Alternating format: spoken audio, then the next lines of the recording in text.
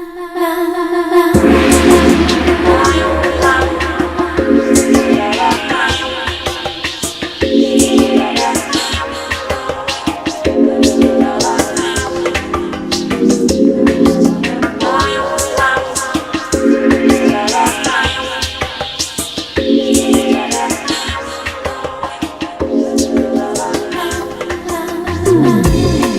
right, well, thank you so much for taking the time to speak with me.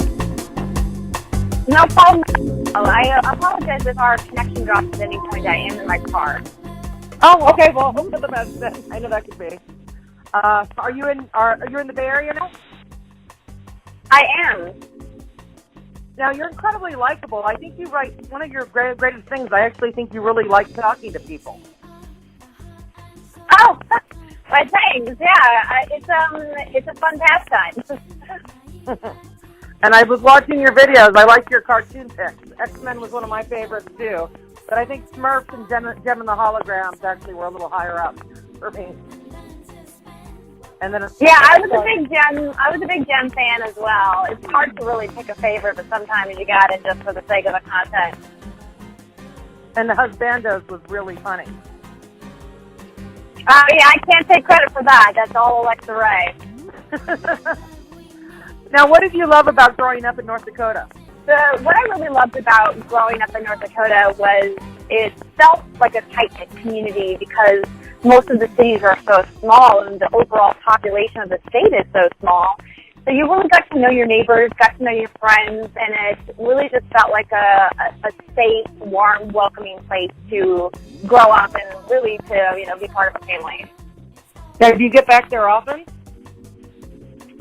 Sadly, I don't get back there as often as I would like, only a few times a year at most. My schedule keeps me pretty busy, and unfortunately, it's not the most convenient place to fly in and out of. That's too bad. I'm sure their family and friends will miss you. They do, but I tell them, I live in California. Come to the sun. Get out of the cold. Come visit me. Now, what's your favorite thing about being in California? I'm from California, too, by the way. Oh, great. I've lived in California for over 10 years now, and I love that there's just so much to do in this state. But for what I do for a career, there's just so many opportunities here. That's really what drove me to California in the first place was my desire to work in the entertainment news industry and to work red carpets and interview celebrities. And I really just love how California has a mix of that hustle and bustle that is really central to the entertainment and Hollywood business, but also allows you to really get in touch with nature very quickly through the many forests and reservoirs and beaches. It's just such a great state. Now, you're in the Bay Area now, is that correct? The Bay Area is an interesting place. It's kind of got the hustle of New York, but the laid-backness of the West Coast. It kind of blends. The culture here is very different than any place I've ever lived. It's really beautiful. I mean, I'm a sucker for wine country personally. That's my favorite part of the Bay. But it's been a great time while we've been here, and there's certainly a lot of friends that I have that live up here. Have you become a San Francisco Giants fan yet? Never! I can't do it. My husband, of course, is a diehard Cubs fan, so we will be Cubbies from now until the end of time. Now, do you remember what the first video game you ever played was? Yes, the first video game I ever played was Super Mario Brothers on the Nintendo Entertainment System, the original console from Nintendo. And did you just fall in love with it? I did. So I grew up with a bachelor dad. My parents got divorced when I was pretty young, and so it was a great way for me and my dad to connect, and me and my sister also played quite a few video games together. So whenever we would go to my dad's house, it was something that we would always do together. So I really have fond memories of playing games with my family growing up, and that's really what instilled a deep love of gaming for me. What are your favorite games to play now? It's so hard to pick favorites since I have to play so many types of games for my job. But right now, I really love Destiny 2, I really love Assassin's Creed Origins, and another favorite of mine that I've been really enraptured with is Life is Strange Before the Storm. And what do you love about gaming? I love that gaming has two separate sides. One side is the escapist side that really allows you to deep dive into a fantasy world and immerse yourself in a place to help you kind of disconnect from your day-to-day life. But I also love the online multiplayer aspect of games that really helps you become part of a community, to make you feel like you can connect with people who live thousands of miles away through chatting with them inside of a video game and kind of having that immersive experience together and creating bonds over that community. Some people would have said that gaming is lonely, but with that community, it doesn't seem like it has to be. It definitely does not have to be. It's all about what kind of experience you're looking to get out of gaming. Some people like to disconnect and like to be alone when they play games, to kind of have that personal time. And other people really love the multiplayer part of it. It's really all about personal preference. Now, how do you think your gender plays into your success in this industry? I think that my gender has held me back from a lot of opportunities in this industry, quite frankly. But that's not something that's unique to video games. I think that that is a problem for females in every industry all over the world. But I have always focused on doing the work and my experience over the fact that I'm a girl. I certainly don't think that I've gotten any leg up by being a girl, because there just are very few opportunities in the video game business for people at large, regardless of gender, let alone specifically positions that are, meant to be cast, or if there's a director that wants a female in the role instead.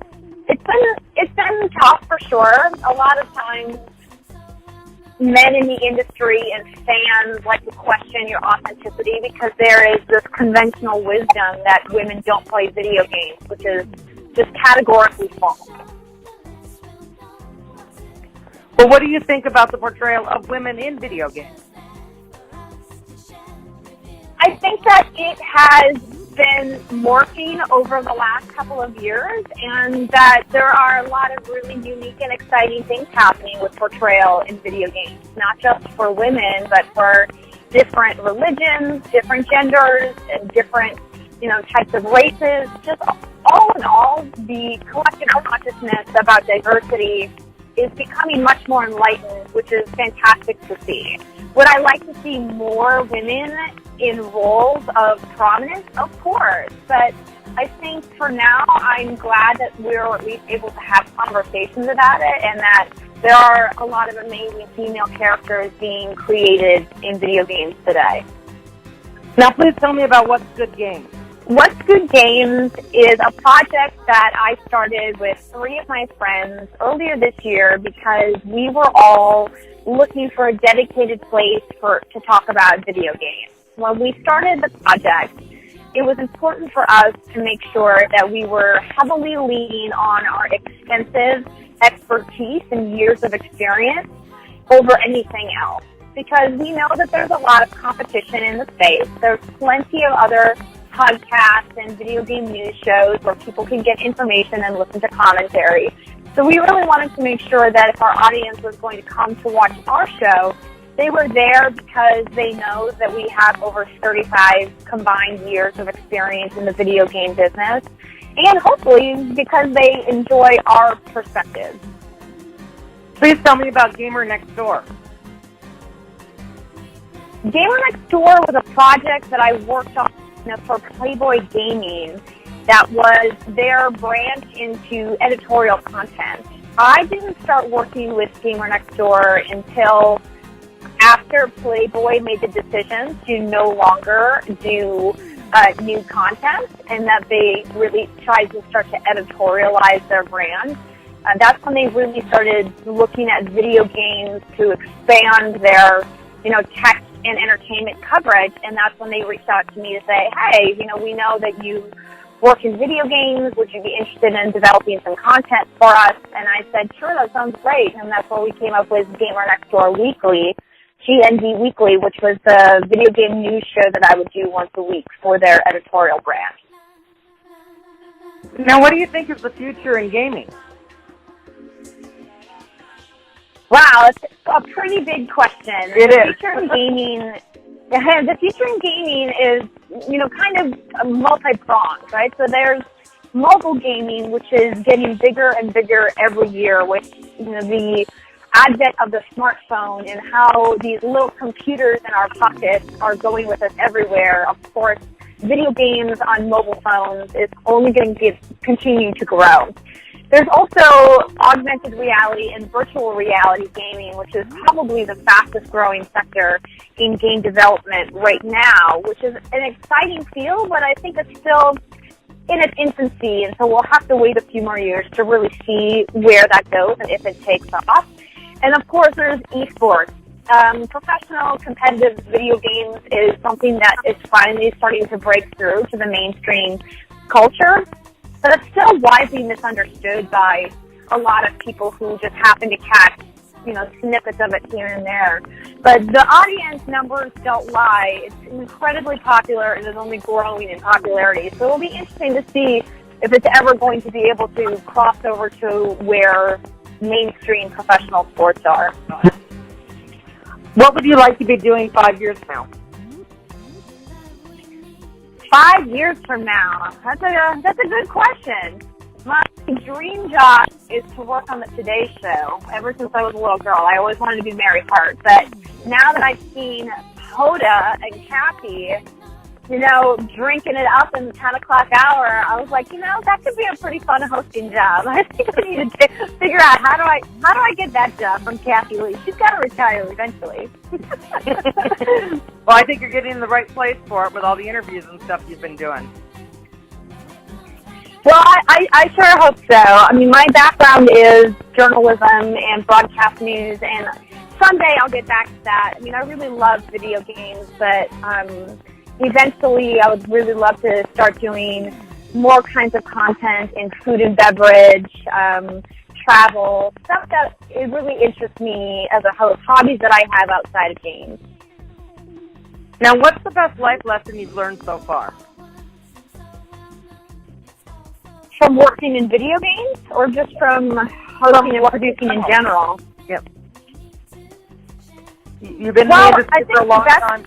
Yeah. Oh, sorry. It's true. The life lesson that I've definitely learned from my career is never stop working hard and never stop educating yourself. The moment that you think that you're done, that you've learned it all, that you've made it, is the moment that you're irrelevant. This industry, this life that we're in now, with the way how fast everything is moving, you have to constantly be researching and educating yourself and look at what other people that are successful in your field are doing and innovate. Want to be better than the person next to you, and you'll go far. What do you like to do for fun? What do I like to do for fun? I mean, it's going to sound so stereotypical. I love shopping. I love going out with my friends. Obviously, I love playing video games and watching TV. I love reading. I'm a big fantasy literature fan. And I really just like relaxing at home. I have such a busy lifestyle with all of the projects that I'm working on that it's really nice sometimes to just take a break and veg on the couch. What are your favorite shows and movies these days? Obviously, I'm a big Game of Thrones fan, like most of the world. But I also watch The Walking Dead. I watch Top Chef is one of my all-time favorite shows. I'm a big HGTV junkie, so Fixer Upper is one of my faves. It goes all over the map for the kind of content I watch, and I'm really into Empire. I just love the soap opera nature of that show. Oh, it's a lot of fun. Taraji's just amazing. Yeah, exactly. Now, are there any charities or charity work that you'd like to talk about? there's a couple different charities that I work with. One of the charities that I work with, I'm on the advisory board for, is called Able Gamers. They are a charity that focuses on creating custom consoles, controllers, and other devices to allow people with disabilities to be able to play video games. And what's great about what they do is that they work with a wide variety of partners, not just for accessories, but also for accessibility within the software itself. For example, if you have a video game that requires you to identify certain colors on screen, but you're colorblind, it'll be pretty difficult for you to play. So they work with developers to make sure that they offer options for people with disabilities, people with, hearing issues, visual issues, mobility issues, to kind of broaden the perspective to let people know, hey, there's this community that exists that really wants to be part of gaming culture, but for various reasons, they really just can't. And so we're trying to be more inclusive and try to work with other people to broaden, their horizons and say, maybe if you would think about developing a game this way, then more people could play. So that's a really great charity that I work with. And then another charity that works with What's Good Games is Take This. So Take This is a mental health charity that focuses on mental health awareness and really kind of putting out the message that mental health is something that we all have to deal with, and more people than you think suffer from mental health issues, and it's okay to talk about them. It's okay to get help. They're a resource for people in crisis. If there's ever a time, if there's somebody who's like, I just need someone to talk to, they are always there, and they have done really great work in the video game community. They're really trying to break down these walls of this kind of, this shame and this embarrassment that people feel when they talk about their mental health, and really trying to let people know it's okay to not be okay is their slogan. So those are two great charities that I love to work with. Where can people learn more about those? So Able Gamers is just ablegamers.com. Let me just double check to make sure I got that right. And then Take This is takethis.org. Excuse me, it's ablegamers.org. So it's just ablegamers with an S and then .org, and then takethis.org. Thank you very much. Now, what's something, either personally or professionally, that you haven't done yet, but you want to do? Oh, man. There's a lot of things that I want to do that I haven't done yet. I someday would love to work the red carpet at the Oscars. Not necessarily because I want a professional experience, but because I grew up watching red carpet, and it would be such an amazing experience to work a carpet like that someday. I worked a couple carpets earlier in my career, but nothing as big as that. So that would be really awesome. And I would love to someday be a voice in a video game. I have done some voiceover work in my career, and while I'm not nearly as talented as the many voice actors that are working in video games today, I would still love someday to even have a single line in someone's video game. You don't have a Midwestern accent. That's actually kind of surprising. Well, that's because I've practiced at it. That makes sense. I was actually curious about that. So you actually did practice to get a non-accent voice. Well, it's practiced through work, right? You just keep working and keep doing as many projects as possible, and over time, you get better. You learn. Do I still have some words that my accent comes out on? Absolutely. There was this one moment when I was on set, when I was working for GameStop TV, and we were doing a piece for Bethesda for Skyrim, the Elder Scrolls V Skyrim, and there was this word, Daggerfall, which is a location in Tamriel, and I kept saying Daggerfall instead of Daggerfall, And I didn't hear the difference, but they kept saying that I was saying it wrong because I was saying the A's, like I'm from North Dakota, my A's and my O's. And it became this thing where I had to do the video like 10 separate times because I just could not say the A the correct way, and I just was not hearing what I was saying wrong. It was pretty funny. Your O's just came out Midwestern. I loved it. That's the first time in the entire interview that the O's were very... Now, because I don't think you want to pick just one, what are your favorite movies? That's such a hard one. There's so many good movies. Some of my all-time faves, I mean, I love Gone with the Wind.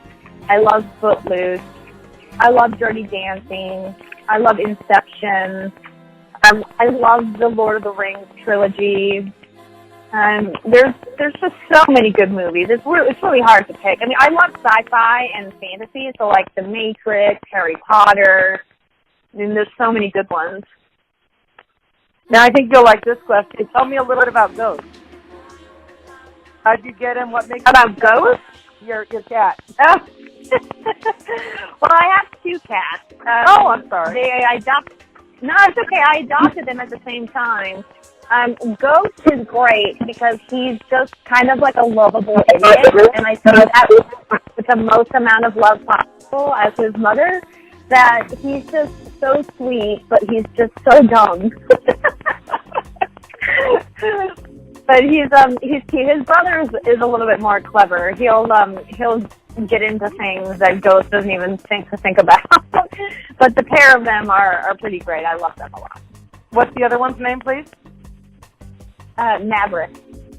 Oh, that's cool. Now, is there anywhere special you'd like to travel to that you've not been before? When I was a kid, I always wanted to go to the rainforest in South America, and I still haven't been, so I definitely have that on my list. I also had never been to Tokyo, which is a big thing for video games because there's a lot of Japanese gaming companies, and the Tokyo Game Show happens there every year, so that's certainly on a top place of things that I would like to see as well. Now, here's a dodgy question for you, but you've already left some of it now. What are your sports teams? My sports teams? Yeah. So I'm a diehard Minnesota Vikings fan. My Go family Vikings, had season tickets. Yeah, for a very long time. And that's really the only sports team that I actively support. So it's hard because I've moved around so much that trying to maintain, fandom in each individual city is kind of challenging. But those are my faves. I mean, just really the Vikings really is it. And your husband's the Cubs fan, so you're doing that out of solidarity. Correct. Yes. Now, what's something you want your fans to know about you?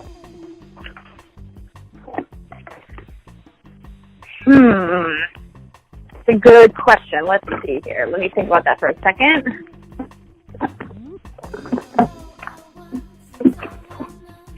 I don't know. I don't know. I guess just that, my fans, it's hard because, my fans know me, right? If they've been following me, they know that I've been playing games for a long time. They know that, I have, other desires and ambitions if they listen to the show every week. But what I would like them to know is someday I'm going to start a cocktail show of some kind. It's on my list of things that I want to make eventually because I was a former bartender, so I've always wanted to make some kind of bartending show. I was too. I actually make homemade Kahlua. Nice. Yeah. Now, how do you like your fans to connect with you? The most ways that I connect with people on Twitter. There's just so many social platforms these days. It's really hard to manage audiences on multiple ones. So I predominantly just interact with people who tweet to me. And what is the social media handle just to make sure everyone knows it? It's just at Andrea Rene. Oh, that's easy. Now, exactly. Is there anything else you'd like to add? I would like to add that if people like my content or are interested in learning more about what we do, to go to patreon.com/whatsgoodgames. That's where they can be part of our community and support us and help us make more content. And, that's the easiest way to get all of our information in one spot. Oh, well, that's fantastic. I'll make sure everybody knows that. You've been great. Thank you so much for all your time. Good luck in no problem at all. Awards. I hope you win. So do I. Thank you. Take care. Have a nice day. Thank you. Take care. Bye-bye.